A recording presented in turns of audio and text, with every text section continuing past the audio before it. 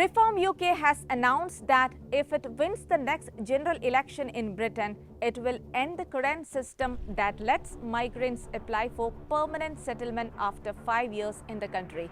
With this controversial move, Nigel Farage's party is aiming to make it more difficult for foreign nationals to settle in Britain. The next national election in the country is expected to be held in 2029. Under new proposals, migrants would need to go through the visa process again with stricter rules, and Reform is pushing to end indefinite leave to remain, which gives residents certain rights and access to benefits. Reform UK only has 5 MPs right now, but the polls tell a different story. 28% of people say that they would vote for them.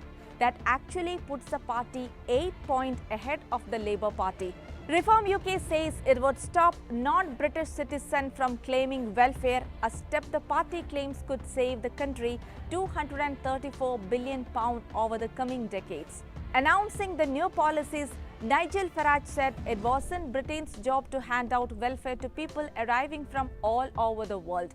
Under Reform UK's plan, migrants would need to spend 7 years in the country before they would even begin the process of applying for citizenship, 2 years longer than the current requirement.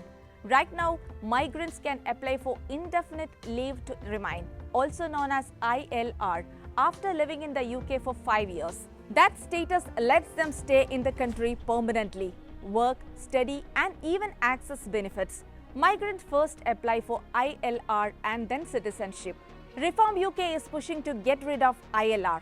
Instead, they want a tougher system where migrants would only get a 5-year visa that has to be renewed. To be eligible, individuals would have to follow tougher requirements, such as earning above higher salary limit. Apart from salary requirements, the visa would also require applicants to meet a higher standard of English.